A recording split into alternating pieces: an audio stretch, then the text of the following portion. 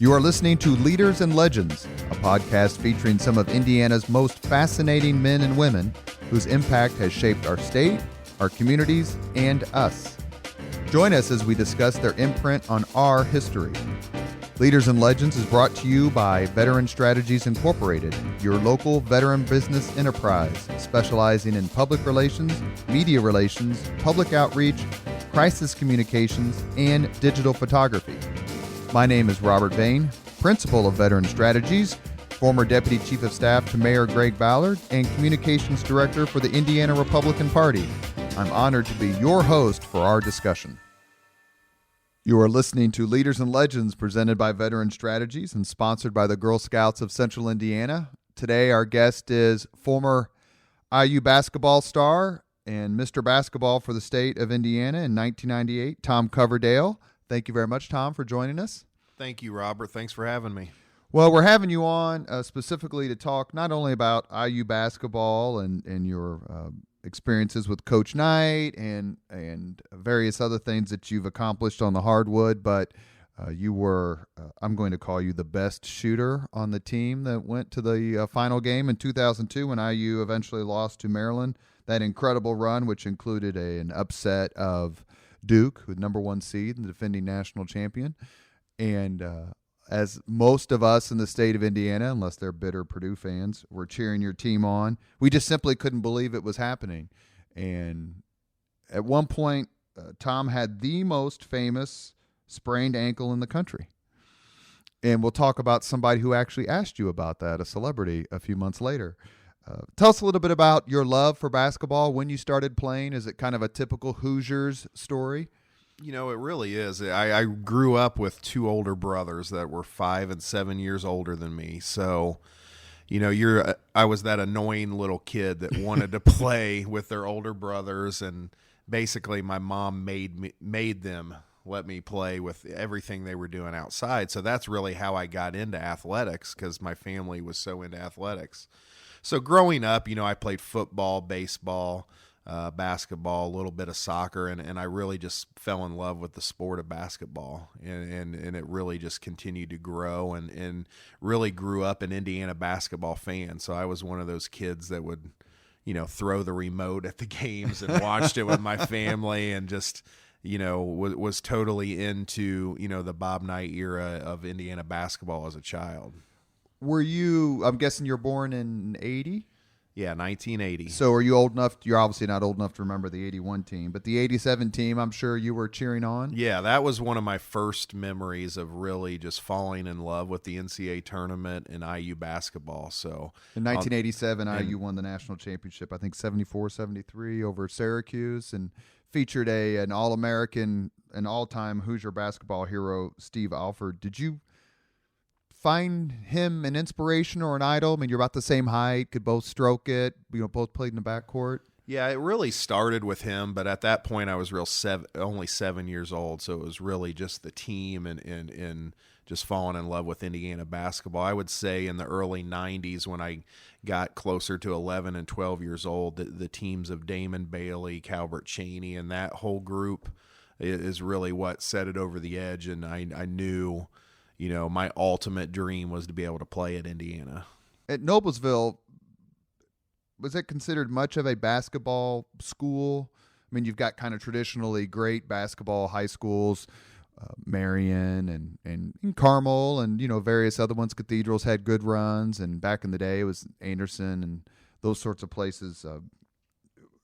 What did you do in terms of Noblesville high school basketball? What was that like? I would say growing up, you know, a lot of my idols were high school basketball players, because when you're a younger kid, and especially back in those days, I would consider Noblesville a basketball town. You know, I think the last regional championship before I got there was 1963, but you got to remember, this is when every time they won sectional, they'd go to the Anderson regional. So, and Anderson had some real powerhouses, and they were unbelievable growing up. So I remember, you know, the names of, like, you know, Larry Simmons, Scott Hafner, Tony Etchison, that all were great players at Noblesville and had a lot of great teams. And then, of course, my brother played as well. So going to every single game You grew up in that atmosphere, and the first dream is to be able to play at the high school level and be on that court that you grew up watching those guys play. And this is pre-class basketball. So your point about the Anderson regional. Yes, yeah. The class basketball deal is kind of a sore subject for me. The first year that they went to class basketball was my senior year. So we, the year before my junior year, when it was the last one big tournament, we got to the Elite Eight and were one game away from the Final Four. And then my senior year, we had it ended up being, looking back on it now, 3 Mr. Basketballs all in the same sectional, and we were really with who? Pike was ranked second in the state, and they had 2 Indiana All-Stars from my class: Rodney Smith, Isaac Kincaid, and Chris Thomas, who won Mr. Basketball as a Pike, freshman. right. I think we were ranked 5th, and North Central with Jason Gardner was ranked 7th, and we drew Pike the first game, lost by 2 points, and the career was over. So, as someone who wants to walk in front of a train when I lose an internet chess game, Spangle, it's very important. How do you, Jimmy Connors famously, the tennis player, famously said one time, the pain of losing is much more impactful than the joy of winning. How do you handle those close games? We'll get to the championship game later, which I know you were still recovering from your injury, but how do you handle those sorts of losses when you're playing at the penultimate games at whatever level you're playing in? I think that's the hardest thing when you're in a competitive environment, but I think the good teams and the good players do it a certain way and harness that frustration and energy into effort the next following days and weeks and months going forward. So that's what I always tried to do, and I think I learned that at a young age when I got beat a lot by brothers that were 5 and 7 years older than me. I remember, playing with them all the time and getting pushed into the goalpost and getting hurt and stuff like that. But, if you grow up in that kind of environment and with all boys and you really have nothing to do but shake it off and keep going. But, it definitely high school and college losses, when you get into that, are definitely frustrating, but you got to harness that energy and move forward, especially when you're in the middle of a season. When I was in college and then a few years out of college, I refereed basketball just as a way to make money. And I ref a lot of AAU.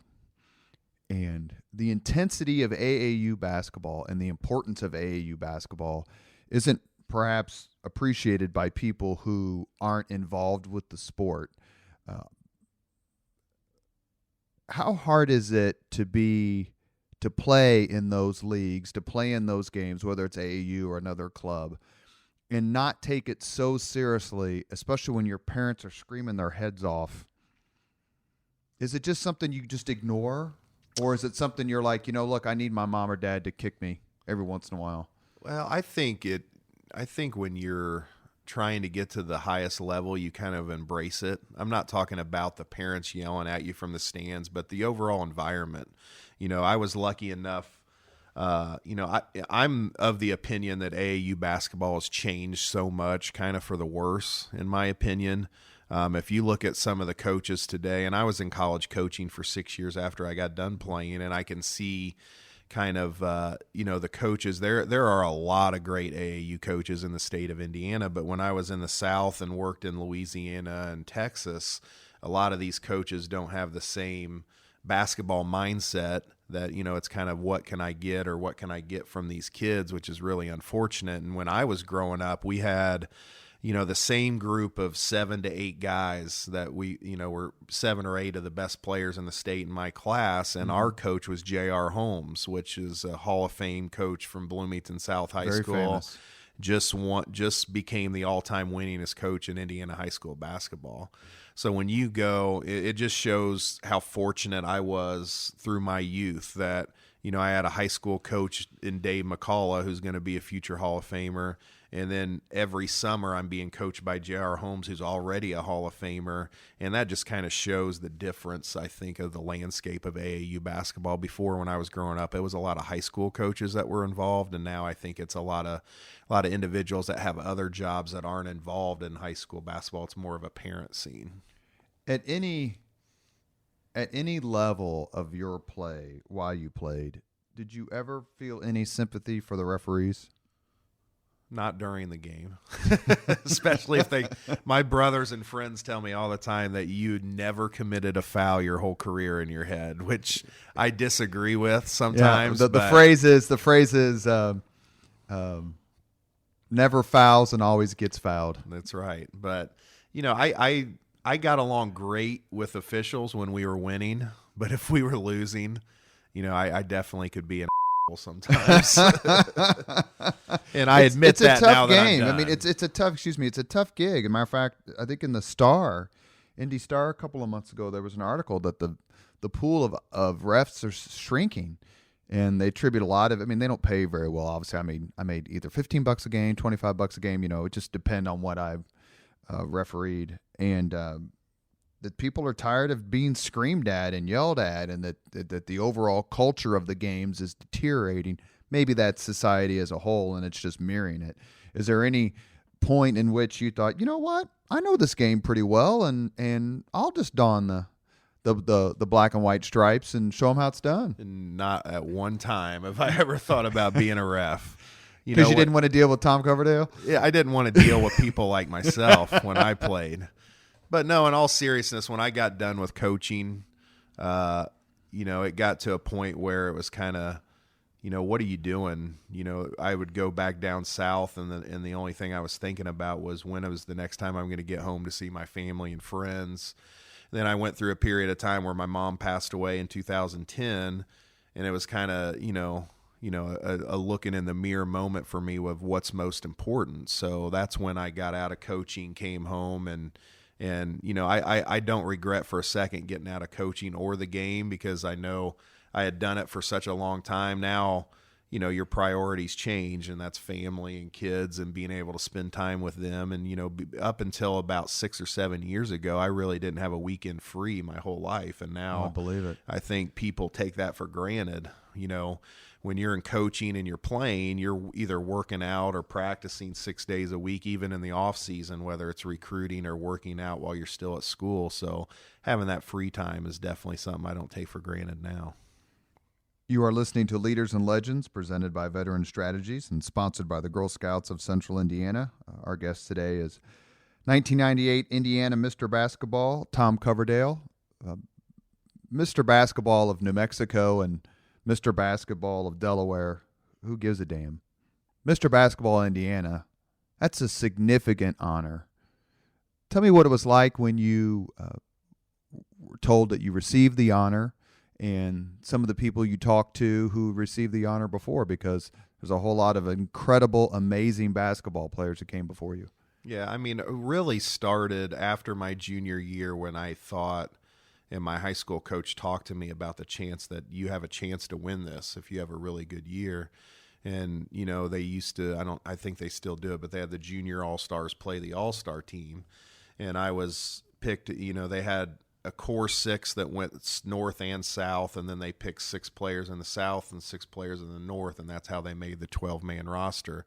So being picked as a part of those 6 and playing really well in those games, I knew I was considered at that point, along with a handful of other ones. Who was on that senior team? Who'd you play against? I mean, it's been it doesn't seem like it's been forever ago, but it has 20 years. That year, it was Luke Recker, who was Mr. Basketball, and they had Mike Mincer and people like that. They had a really good team. We actually beat them in Batesville as juniors. So, that was a moment that, sticks out in your high school career, being able to do that as part of a junior all-star team. But, going into my senior year, I knew, and this just goes back to how great of a coach I had.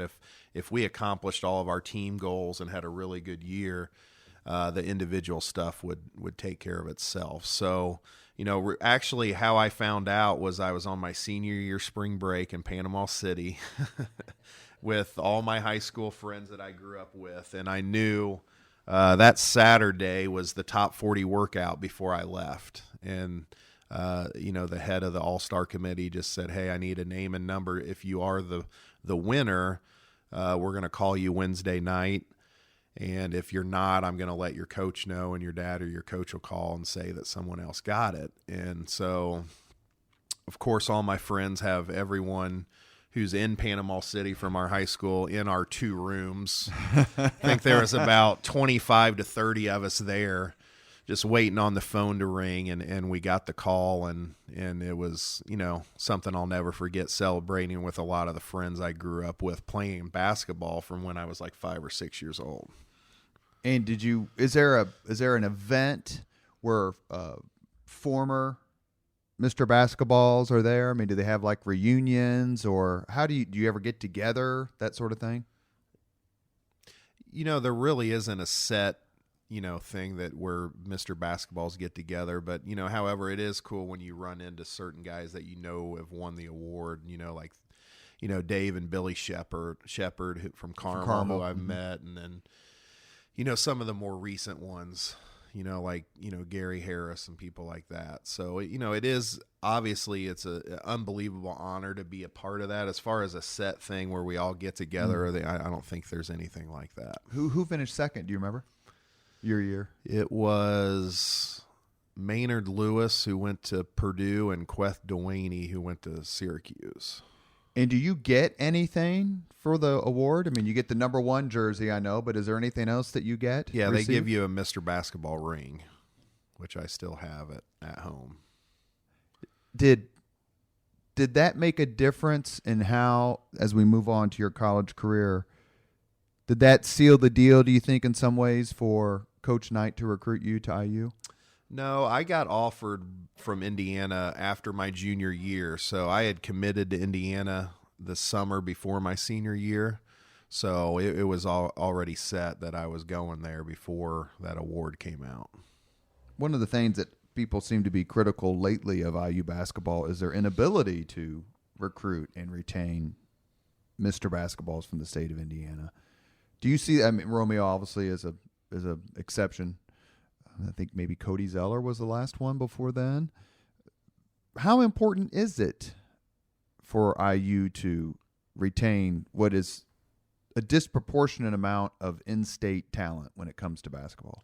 I think it's getting better over the last couple of years. I think it is very important, and one of the biggest reasons why I think it is because if you grow up in Indiana, and I know it's a little different these days because kids grow up loving all different types of colleges, whether it's close to home or not. But I do think if you still get that Indiana kid that has that love for the game and love for basketball, it does help your team. And I think for 2 reasons. After being around the country, I think that Indiana high school basketball coaches are second to none, and I'd put them up against any state. So I think Indiana kids are more coached better than a lot of other kids from around the country. Doesn't have anything to do with talent, but just a basketball IQ and coach. And then secondly, it's a burning desire to know what Indiana fans are about and how much they love basketball. And I think when that's ingrained into you, you have a certain pride when you take the floor and wear that jersey and just don't take it for granted if you're an out-of-state kid. Now, obviously, out-of-state kids throughout the years, can have that same pride. It's not that it's just only Indiana kids can have that. I think Oladipo had that, and some other kids that come through Buckner. The program. But I do think it helps. And I think over the last couple of years, if you've seen when you get kids like Fennessy and Romeo Langford, and then you've got the Jackson kid from Center Grove, who are all going to Indiana, I think it's heading in the right direction as far as recruiting the state of Indiana. And to your point you made just a few minutes ago, perhaps not you, but I mean, an Alford or maybe even Bailey's era or in between, you didn't have the ability to watch 500 basketball games a week. I mean, I'm 51 years old. I grew up and it was Chuck Marlowe and whomever else and the Bob Knight show, and you saw the IU games, and hell, Channel 4 used to televise the scrimmages. That's how big it was. People probably don't understand that because now, like, last night you were watching Belmont, or you can see any of these games you want, either on demand or through. So you can get more attached to, say, a school that you wouldn't have thought of. I don't know how many kids left Indiana to go to Kansas, let's say in the late 70s or mid 80s. But now you see those teams and you can fall in love with them or fall in love with that program. Yeah, I think it's a snowball effect too. I mean, we grew up with Indiana in Final Fours and winning national championships, and the lady mopping the floor during the pregame. Singing. Exactly. Mm-hmm. Where these kids, our team was the last Final Four team, and that was 2002, and we're in 2019. So I think whenever you have, a lack of tournament success. I mean, we've had some, but at Indiana, you really don't judge success off of Sweet 16s, let's be honest. Exactly. So when you have that lack of kids, just haven't grown up with the Indiana winning ways that we did as children. So I think that's why it's so important and so much harder now to get over that edge, and that snowball effect is just continuing to roll and roll. And when you don't win and have success in the tournament and younger kids can't see that, it's even harder year after year to get over that hump. Did you get recruited at all by Gene Cady? I did, but I didn't get offered a scholarship. So it came down to me and Maynard Lewis, and they offered Maynard Lewis over me. And that's when the recruiting with Purdue stopped. But I did go to a couple games when I was freshman and sophomore in high school. Do you remember your record against Purdue? Not exactly. I think I lost maybe once, but that was during that was during some of their down years. Wins still, we don't care as long as you beat Purdue. Exactly. It doesn't really matter. Before you went to IU to play for Coach Knight, did you read A Season on the Brink? I didn't, but I heard all the locker room rants and all that kind of stuff. That you were on the famous one on the internet? Exactly, and all my friends are like, are you scared to go there? I'm like, no, I can't wait until I get there and he yells at me, and I'll call and tell you when it happens.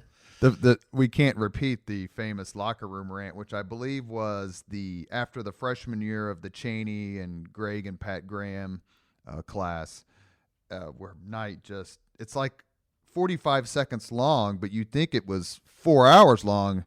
I haven't heard that many F words since basic training, actually, would probably be the last time. Was any of that intimidating? You said you couldn't wait to go there, but Knight's reputation as a brilliant coach, a successful coach, was certainly part and parcel fighting with his reputation of being basically a psycho. I can't think of another word it's just a temperamental nutcase. Well, I think intimidation probably wouldn't be the right word, because you knew, and growing up in that era is so much different than now, in my opinion. I mean, my dad yelled at me all the time growing up playing basketball at a young age, and that's just kind of how you got motivated. The thing I will say about Coach Knight is what a lot of people don't realize is the guy is 6'5", like 290 or whatever. So, and he had one of those voices that when he yelled and he's in a locker room or a room and it's just you, he had one of those voices that not only was louder than anything you've ever heard in your life, but it scared the hell out of you. But I think, if you go there and you play, it's not really an intimidation factor, because certain days he's going to yell at you and motivate you and try to get the most out of you. But deep down, I think, some people can be motivated by that and some people can't. And that's why he recruited the way he did. He recruited kids that he felt like could handle tough coaching. What was it like the first time he walked into your living room? Because he's a very big man. Yeah. Well, he actually never walked into the living room. He never came to visit you in your home? No, because the first time I talked to him, he knew I wanted to come to Indiana, so I think he didn't have to recruit me that hard. But one of my favorite stories is, I'll never forget this. The first time they invited me to come down to Bloomington for a game, it was me and my parents, and the assistant coach is like, all right, Tom, if we win, come down, I'll talk to you. You probably won't go in the locker room and see Coach if we lose. Which I thought was Get in your car. I hope they win. So they won the game. Luckily, we went down there. They took me and my dad in the locker room, and they had my mom meet us in a lounge somewhere. And when we got to the lounge, it was just, first me and my dad getting to go into the locker room and seeing that for the first time was a great experience. But then getting in there, it was me and my dad and my parents and the assistant coaches just talking, waiting on coach to get there. And he kind of walked in, and that was the first time I had seen him up close and had a conversation with him. And, the shock of how big he was and seeing him on TV your whole life, you are kind of starstruck as a, 14 or 15-year-old kid. But, I'll never forget the first thing he said. He said, "Well, son, you think you want to come here?" And I said, "Yeah, I think so." And I thought that was a good answer at the time. But he said, "Son, you think so?" He goes, "I'm not going to effing beg you to come here. Do you want to come here or not?" And I said, "Yes, sir, I do." And, of course, my parents, being Indiana fans or whatever, they thought it was great. I think he knew our whole family was Indiana fans and he could talk that way. But it's just a funny story that me and my parents got to share together and talked about the rest of our lives, our first conversation. And he wasn't offering a scholarship then, but he was just saying, you keep doing everything you're doing. You're doing an unbelievable job at it, as a freshman and sophomore in high school, and keep it up, and you may have a chance to play here. After high school, you went to prep school, and you correct me if I'm wrong on this. So you landed at IU. You played 1 year for Knight. Is that correct? Yeah. So when Coach Knight offered me the scholarship, he had sent his son, Pat Knight, and a couple other players to New Hampton Prep in New Hampshire. And what this is they have 6 scholarships per location, and that league is unbelievable. So each team had at least 6 or 7 Division I basketball players. So it's not your normal high school league. But the reason he won, he said, we have Michael Lewis, A.J. Guyton, and Luke Jimenez, who are all going to be juniors. And you've never played point guard before. You're in high school. I was coming off screens. Yeah, I'd bring it up occasionally, but I want you to go there, play against this competition night in, night out, and that'll space it out. So when you come in as freshmen, Lewis and Guyton and all those guys will be seniors. And so that year in my development, being able to play point guard against some unbelievable. Caron Butler was in that league, DeMar Johnson, Avery Queen, who played at Michigan. Couple guys that played at Pitt. Unbelievable league to play in, and being able to play in that league and in that competition and have success, I think really propelled me and got me to a point where, it helped my career at Indiana immensely. You're listening to Leaders and Legends, presented by Veteran Strategies and sponsored by the Girl Scouts of Central Indiana. Our guest today is Tom Coverdale, Indiana Mr. Basketball 1998, point guard on the 2002 Final Four and title game team. The year you played for Knight, what was that like? Was it what you expected, or was it better or worse? Well, it was worse for me, not from a Knight perspective, but I didn't get to play a lot, which was the first time in my career. I played 40 minutes the whole year and was just really a backup, but it was definitely one of the biggest learning experiences of my life. And people ask me all the time, and I've heard this said, you were in Knight's doghouse so bad. That was the only year I got to play for him, and I really didn't even play. He got let go the next year, but the bottom line was I wasn't in his doghouse. I just wasn't good enough. And that's the fact. I couldn't guard anybody as a freshman. And you're playing behind Guyton and Lewis still, and Guyton was either Big Ten Player of the Year or darn close. So, anytime you're in that situation, I just knew, I just took it upon myself. I knew I could score. I knew I was good enough offensively to play in the Big Ten. But I just took it upon myself. Every day in practice, I guarded A.J. Guyton and Michael Lewis almost every possession. And Guyton was an All-American that year. So the first 2 months of the year, he's just bucket after bucket after bucket, which can be kind of demoralizing. But by the end of the year, I felt like I was, having some really good defensive possessions against guys like that and against guys like Michael Lewis, who was the all-time assist leader at Indiana at the time. So, that room for growth really propelled my career. And then that summer, going into my sophomore year, even before Coach Knight was fired, was probably the best off season I've ever had in my career. So going into that summer, we had started workouts, and I knew I had a really good chance to be the starting point guard, and I knew I was definitely going to be in the rotation. So, that kind of frustrates me when people say I wasn't going to play if Knight stayed there, because I knew I was. He was still the coach. We had conversations. There's no reason to assume that you wouldn't have played. But, yeah, I think it was more on me than him as a freshman, because I wasn't at the capability I was that I got to show as a sophomore. And it made you think that the prep school decision was the right one? I mean, how much further would you have been behind if you hadn't gone there? Exactly. I mean, I think, I wasn't the quickest guy, but it allowed me to get stronger, and I needed that strength to be able to guard people and embody them up to play in the Big Ten. And in that prep school year, and then even my freshman year, even though I didn't play, that allowed me to do that and have experience every single day against great players that I was going against. The firing of Coach Knight, for folks who were not around or were not paying attention, was a seismic event in this state as anything that I can think of. Probably the biggest single news story of the last 15 years or 18 years in this state. Maybe, no, the Super Bowl would be number one, but Knight's 2 or 3. I mean, you had to have grown up in the 70s and 80s and 90s in this state to understand how much power Knight had. Whether he wielded it for good or ill is depending on your opinion of him. Just talk a little bit, if you can, about the circumstances and the atmosphere and the experience of going through that time period where the Neil Reed video hits, and then he's put on double secret probation or whatever the hell it was called. And then he has the confrontation with the student. And then all of a sudden, basically, the campus just starts to devour itself.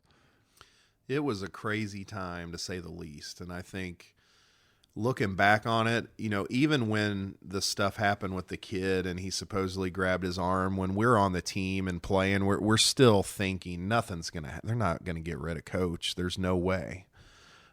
Because he was kind of, in quotes, bigger than the university at that time, and anybody that was in Indiana kind of realized that. So until it actually happened, we really didn't believe anything would happen.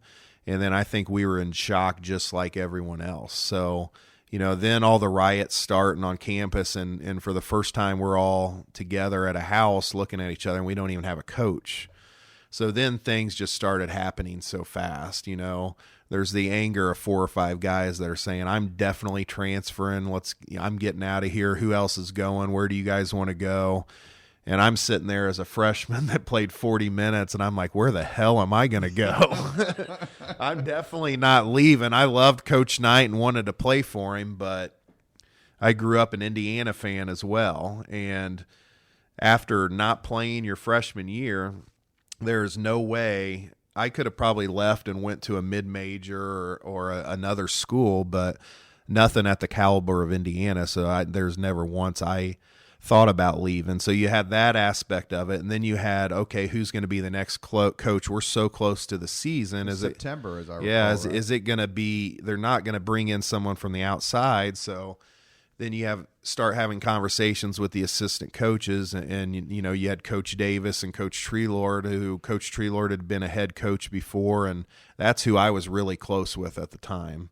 And I think not everybody would have stayed together on that team if it wasn't for what Coach Treelord did. And basically what he did is he took a step back and he said, Coach Davis, let's push for you to be the head coach. I want to stay with you. I don't want to be the head coach, but I want to stay here and make sure all these kids stay together because we could have a really good team. And for him as a man to step up and do that, I mean, here you are your whole career. He probably should have been the front runner to be that coach and that job, but to push it to Mike Davis like he did, I think is what kind of brought groups together. So, and then, going from that, it was, You also had some real talent coming in, as I believe that was Jared Jeffrey's freshman year. Exactly. I think he was Mr. Basketball, was recruited by everybody to come including Duke and all the big schools. He ended up choosing IU. He went to high school in Bloomington. So, as I recall, that's one of the things that Knight said publicly. He lamented the fact that he recruited Jeffries, but he never got a chance to coach him. Yeah. So you had some real talent coming in for that year. What was it like when you walked on the court the first day of practice and there's no Bob Knight in Assembly Hall or wherever you practiced? It was. I'll never forget our first. We were still doing conditioning at the time, and it was preseason workouts, and we hadn't started actual practice yet. But after the press conference of Coach Davis getting the job, we went in the locker room, and he basically said, "All right, I'll see you guys at 5:30 tomorrow." And I'll never forget a player saying, "Well, in the afternoon?" He said, "No, in the morning we're meeting out on the track." So we get out there at 5:30, and by far it was probably the hardest conditioning workout I did in my whole career at Indiana. And I think we had several people that had injuries. Half the team was puking, and I'll never forget, we had, I think it was only 7 people that finished the workout, and looking back on that, it was our starting 5 that went to the Final Four. It was Jeff Newton, and then it was a walk-on named Ryan Tapak, who was from Perry Meridian, who was just tough as nails. And I think that kind of set the tone of that group going through everything together. And just kind of showed the mental toughness we had. But he was setting a tone to the fact of, yeah, coach is gone, but the way you're going to work and compete and play is not going to change. So I think that was a defining moment on the first day of conditioning right after that press conference. Mike Davis's first year as coach, I actually went to 2 or 3 games. But the one game I didn't go to, which I wish I would have gone to, is the one against Michigan State. Talk about that game a little bit, where, if memory serves, Kirk Haston strokes it as the clock winds down to 0. Michigan State was number 1. What was it like to play in that game, in a game like that?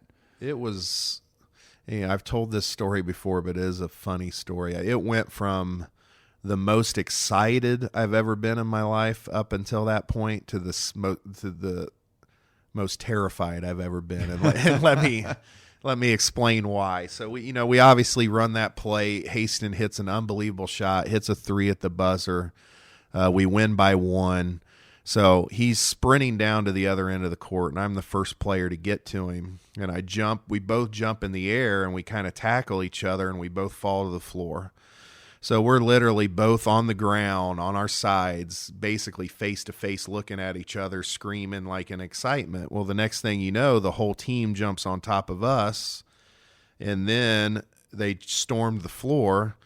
And I think the whole student section was on top of the team at this point, and we're at the bottom.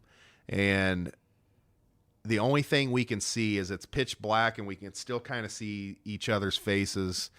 And I literally could not breathe for probably close to 1 minute and 15 seconds, if I had to guess. It seemed like an hour and a half.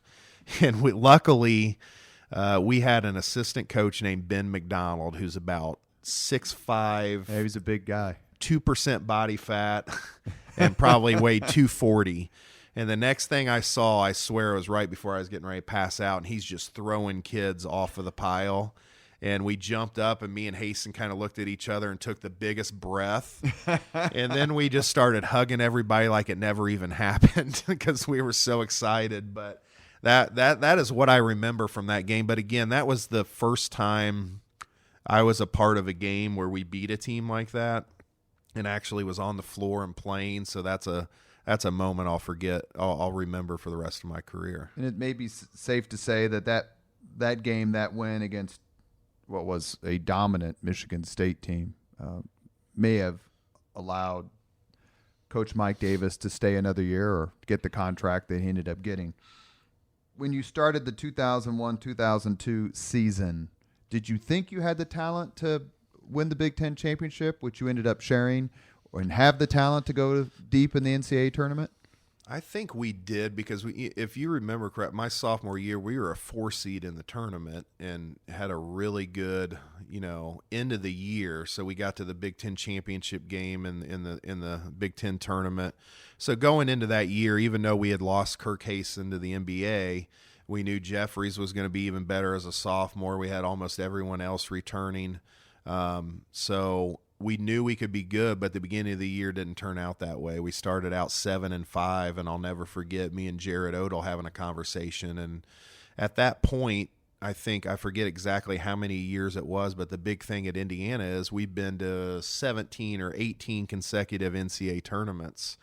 And we lost to Butler at Bankers Life Fieldhouse, and we were 7-5 going before we went to conference. And we looked at each other and we were like, we cannot be the first team to break that streak and not go to the tournament. So I think, again, it goes back to everything we had been through with the night firing and all the conditioning and everything we had gone through. And from that point on, we really became a different team when Big Ten started, and Jared Odell ended up coming into the starting lineup, and he was kind of that stability defensively that we needed.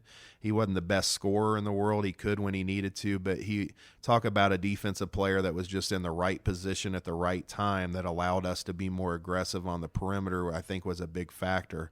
But then when you get into the Big Ten season and we started beating teams and we were right there to win the championship and ended up winning the championship, I think in the middle of that year is when we knew we could compete with anybody. We just got off to a rough start at the beginning of the year.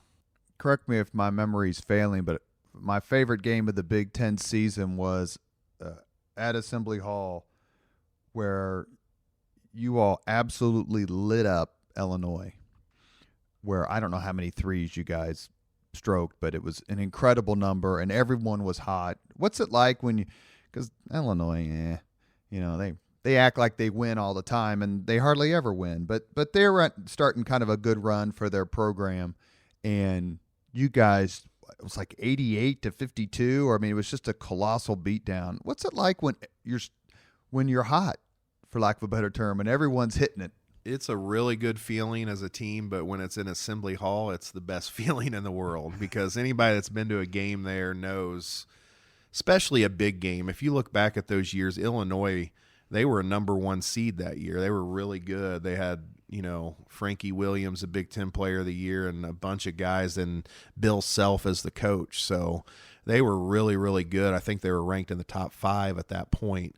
But the two things I remember about that game is all the threes we hit and everybody that put one up, it felt like it was going in. And then probably the loudest sound I've ever heard in Assembly Hall, or the loudest ever got with me on the floor, is when Jeff Newton dunked on Lucas Johnson during that game. And it was right at the end of a run. We had hit a couple threes, got another steal, and then he came down and did that. So that was probably the memory that sticks out the most. Talk for just a minute or less, if you can, about Assembly Hall, because Kentucky won't go back there. Roy Williams and North Carolina were there a couple of years ago, and Roy Williams in the press conference goes, "I wish our crowd would get that loud. They only do that against Duke." It really is one of the top 5, at least, if not number 1, home court advantages, atmospheres for college basketball. And you've obviously played in a lot of tough venues. I'm sure going to Mackey's no day at the beach. Just what's it like when Assembly Hall's rocking? When you have a good team, and I've told people this, when you have a good team at Indiana and it's a big game at Indiana and the crowd's behind you and you go on a run, you feel like no one can beat you. And that's kind of the feeling we had, when I was in college, and if you were at home, and I think this was the same way in the 90s and definitely in the 70s and 80s when they were really, really good. But if you're up 4 or 5 points at halftime at home, you feel like, okay, they've hung with us for a half, but if we hit a couple shots, this place is going to get so loud. And I think Indiana fans are knowledgeable. And what I mean by that is if you extend a lead to 7 points and they know it's either step on their throat time or the other team's going to get back in the game, that's when they stand up and get loud as can be. And when the whole place is on their feet and you're on the defensive end and the other team's trying to score, first of all, it gives that team so much more energy. And if you've ever been in Assembly Hall and it's a big possession and you know exactly what I'm talking about, it is hard. That's why it's so hard to beat a good Indiana team at home.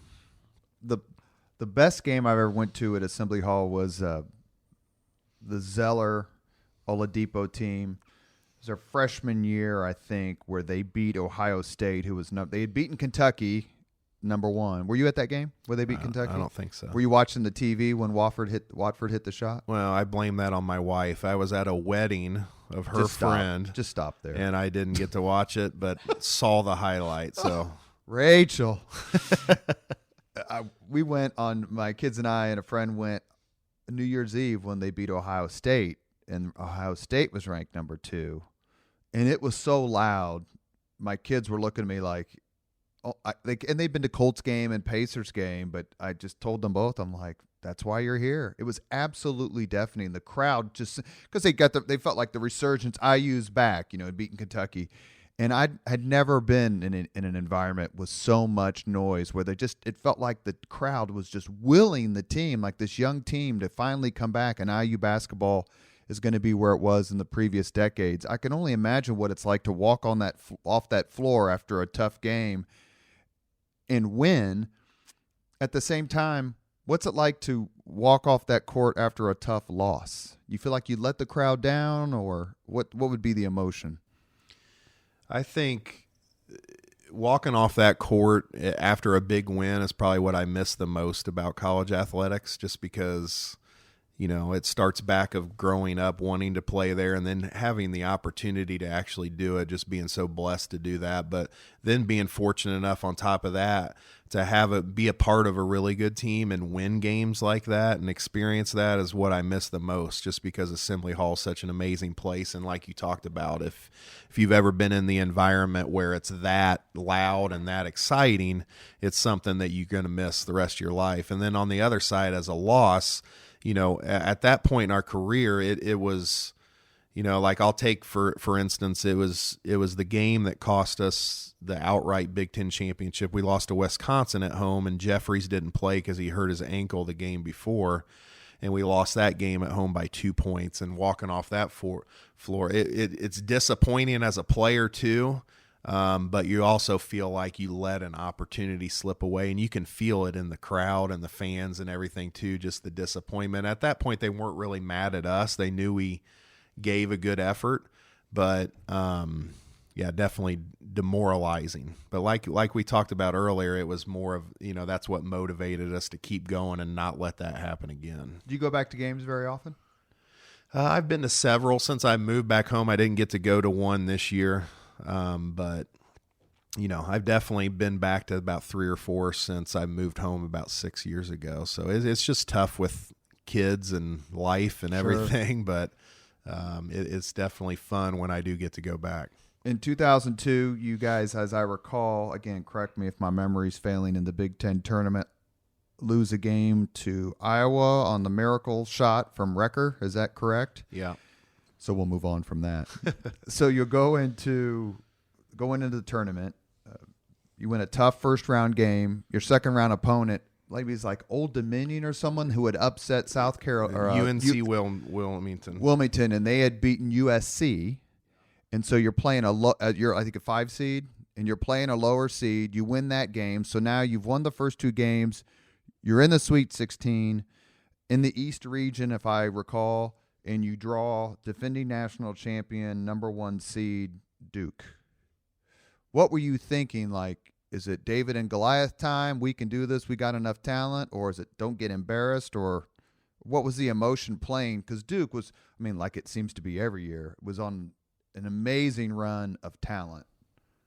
Going into that game, I think we knew we could compete with them, but we didn't know if we could beat them, if that makes sense, because they were so talented. Their starting 5 was all in the NBA for a long time. You had Jason Williams, who was National Player of the Year, Carlos Boozer, Mike Dunleavy, Dante Jones, and Chris Duhon was their starting 5, who all, I think, had 10-year careers. That's unreal. And then so going into the game was, I mean, you're excited. You're in the Sweet 16. When you win two tournament games, you feel like you can beat anybody, but Duke hadn't lost in like a month and a half. So going into that game, you know, we got down 17 points, and we were like, man, these guys are really good. People forget that in the first half, they were blowing you away. Yeah, they were hitting a bunch of shots, and I was frustrated. I got in foul trouble. I only got to play, I think, 3 or 4 minutes in the first half, it seemed like. And then going into the second half, we knew, hey, we got it down around 13, 12 points. If we could just get it under 10 and keep pushing away. And I think we just played as hard as we could those first 6 to 8 minutes, and we just kept getting loose ball after loose ball and making play after play. And then, you know, it was about 70% IU fans, and it felt like a home game when it got to the middle of the second half.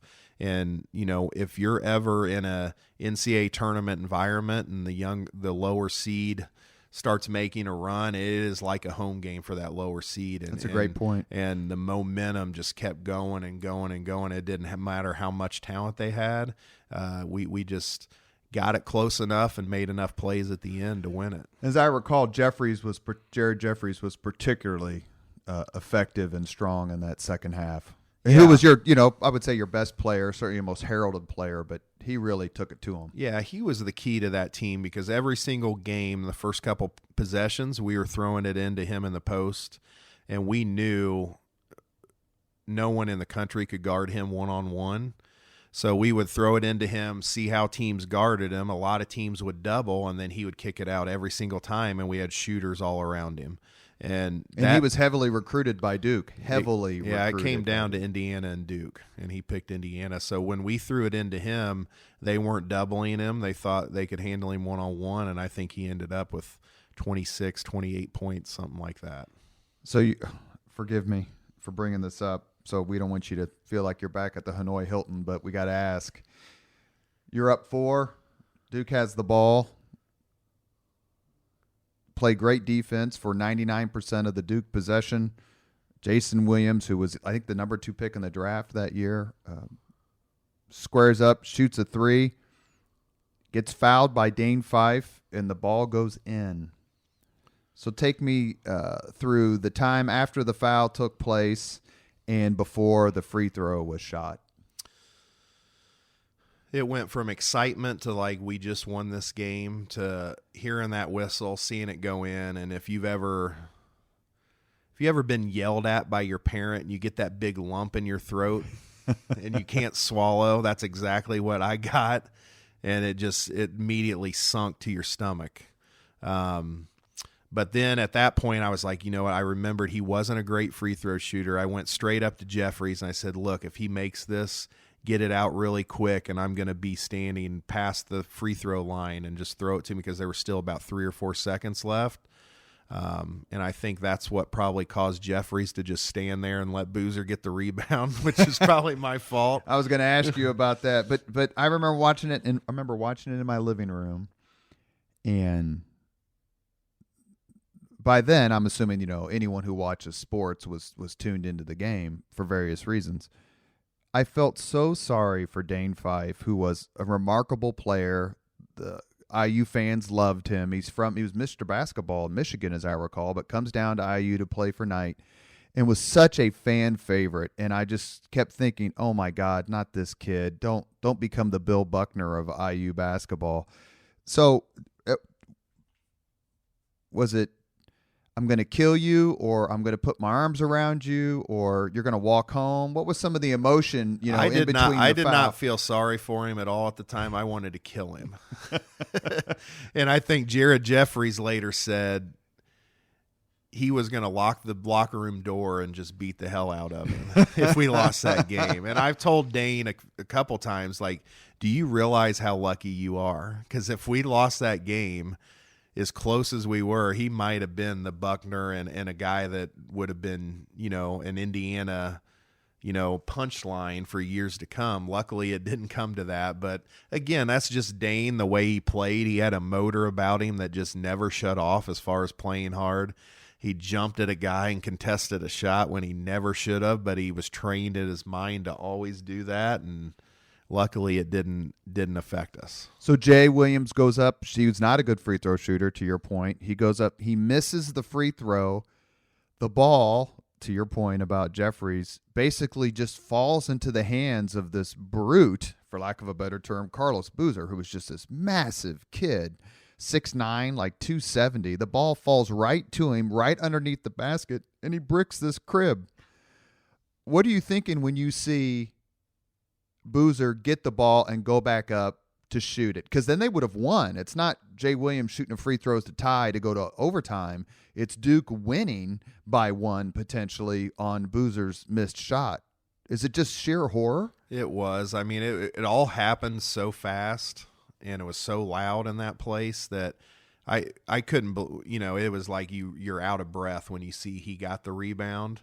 But then in the next split second, he had already missed it, and then we were just like, what just happened? And Newton snatched that rebound with two hands. We were just running up and down. I don't think anybody knew what we were doing, just celebrating. And it was about a range of emotions in a split, about 5 to 10 seconds. And forgive me, but am I correct in remembering that Davis didn't shake Krzyzewski's hand? Like he ran out to be with the players, and he completely forgot, and then Krzyzewski, did he come to your bus or your locker room? Yeah, he did.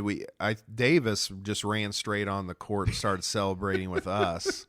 But, something I'll always remember is we get done with showers and all that. We're on our bus, and it's underneath, we're parked in like the underneath, the basement of the arena.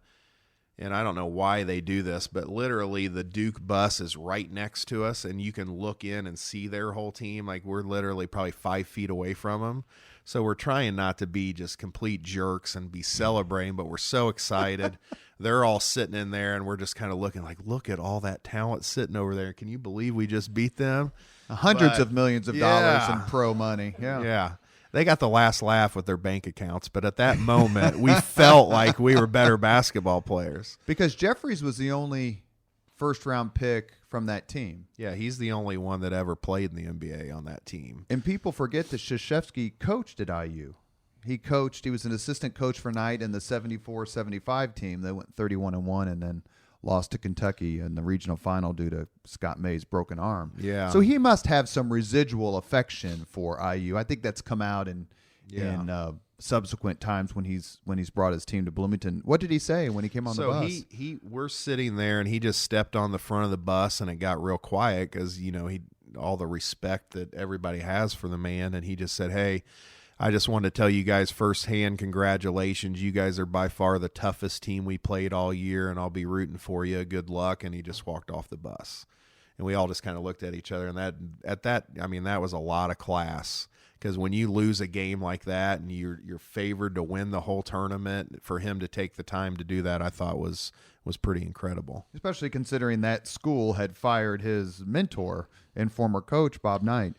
So that gets you into the Elite Eight, and we'll kind of wrap up here quickly. You win the next 2 games. You beat Oklahoma in the Final Four. And Kent State in the regional Elite final. Eight. Kent State. As I recall, the Oklahoma game, was that the game where you guys came out stroking it again?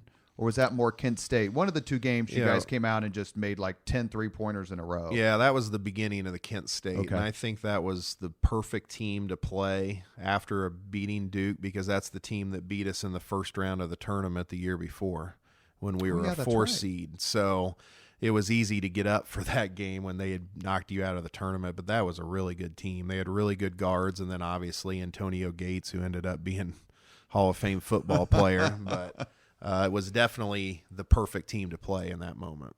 So you get to the Final Four. No one predicts you're going to be there. Cinderella story, to quote Caddyshack. It's got to be big for Coach Davis, his second year, replacing the legend Bob Knight. What was it like to play in the Final Four? It from just an atmosphere and a media standpoint. I tell people it's taking the NCAA tournament or a Sweet 16 game times 100, just because you have so many different emotions going through. It's it's a pride that you're playing for your family and friends that are watching you that helped you get to that point, but it's also an excitement knowing that you grew up dreaming of playing there. I mean, every kid who plays basketball watches the Final Four in the championship game every single year. So just getting to that point and just focusing. But I also think you're so focused on the game, and this is another thing, I forget which teammate said it to me, but it kind of sums it up, is, we won against Oklahoma and we came back out. We're watching the second game for, 5 to 10 minutes before we go back to the hotel, and somebody looked up and goes, "Man, were there this many people in here during our game?" Because you're so wrapped up in the game and thinking about what you got to do, what plays are called or whatever. Yeah, the crowd is unbelievable, and it's the highest point of college basketball, but you're also focusing on what you need to do. So I thought that was a funny point, and it kind of gets you through the mindset of a player during that time, that you really are trying to block out everything you can around you. At what point you run up against, and then IU ends up losing to Maryland in the final game, which, I mean, I couldn't even imagine it. But at what point did you go, okay, we're not going to beat these guys? Because it was a 12-point, I think it was 12, like 64-52 or something like that. I would say not until the last couple minutes, because we were up by 2 points with 8 minutes to go. So we were right there, and then just for some reason they made the plays down the stretch and we didn't. And throughout that whole tournament, we were the ones making the plays at the end, and we just didn't make the plays down the stretch. But, talk about getting over defeats, and that's one that I've never gotten over. I've never watched the very end of that game, but you always think back, every time it comes up, of 4 or 5 certain plays that you wish you would have done different that you can't take back. But we were just that close to winning a national championship, but we just didn't make the plays down the stretch, and they did. And would it be fair to say that you weren't completely healthy for that game? At one point, for those of you listening who don't remember that particular season, at one point, Tom Coverdale had the most famous sprained ankle in the country. And all of us who've played basketball for years and dealt with that, that's one of the things you can't watch the replay because you know what's coming. Were you 100% healthy for that game? I definitely wasn't 100%, but I was definitely thankful that I got to play, because that whole week we did nothing but ice compression, trying to get all of the swelling out of it. So they literally told me not to put any pressure on it until Friday, and that's when we're going to test it for the first time. So that whole week I was scared to death, thinking I may not get to play.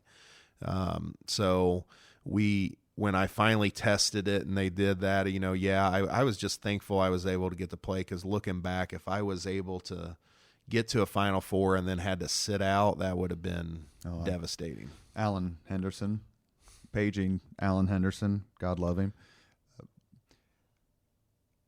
A few months after that, if I have the chronology right, you had a fella come up to you at the Indianapolis Motor Speedway, is that correct? And inquire about your ankle completely and totally out of the blue, just kind of walked up and said, "How's your ankle? What's that guy doing now?" Yeah, President Trump. So that was a pretty amazing story. After that, we got asked to be kind of the parade lap at the Indy 500, which is one of the best experiences I've ever had in my life. We had 2 players on the back of a convertible and kind of did the parade lap, but we were on the track right before it started and got to see the amount of people that were actually there and that go to that race every year. But after that, we got to go to the green room where all the celebrities are and meet different people. I'll never forget, we met Shooter McGavin, which we thought in college was the coolest thing in the world. But we were in the top floor, and at that time, Donald Trump just came up to me. He said, "Hey, how's your ankle doing?" I said, "It's fine." He goes, "Well, I liked watching you play," and that was about it. But at the time, it's like he's Donald Trump, the star. You never thought in a million years he'd become president. There's a lot of people still thinking that. We have been blessed to be with Tom Coverdale, former Indiana Mr. Basketball and point guard on IU's 2002 Final Four team. Just real quick before we do the 5 questions, I said you were the best shooter on that team. Were you? Better than Hornsby? At certain moments, but I'd say overall Hornsby was the best shooter. When I was getting ready to shoot, I thought I was the best shooter, though. Does that count? When the ball was passed to you, you exactly. were like... we end every podcast with the same 5 questions. So question number 1, what was your first job?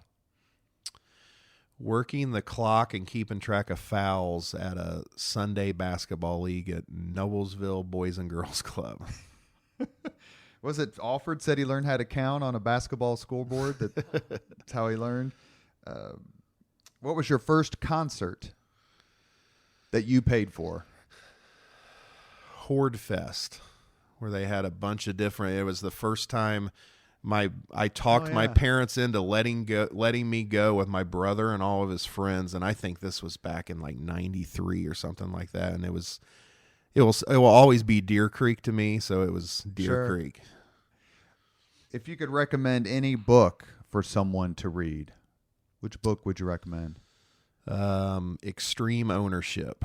It's by a guy named Jocko and his partner. They were the leaders of our most celebrated unit in Afghanistan and Iraq, and now they're consultants for business as well. So this whole book is, the first half of each chapter is something they learned during combat and during the war and how they related it to the business world.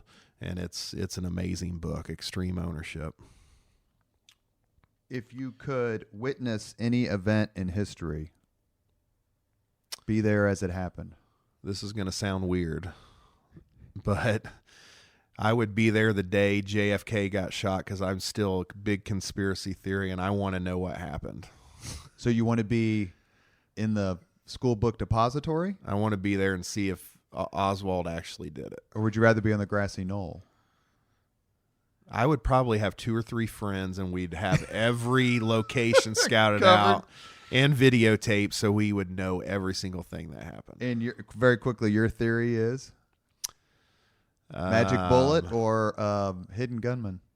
I think it was hidden gunman. I don't think that answer will ever be duplicated. No. The future of this podcast. Last question, not including family members, as we call the Greg Ballard rule. If you could have dinner with anyone in the world, whom would you choose? Oh, man, that's a tough question. Couple hours, just chatting. I would probably say Michael Jordan. Did you ever get to meet him? I have not. But just the amount of stories that guy probably has, not even just basketball, but everything outside of basketball he's experienced, I think that would be amazing. Plus his experience with Knight on the Olympic team. For sure. Exactly. Tom, we can't thank you enough. We're going to broadcast this in a couple of weeks as we hit the Final Four.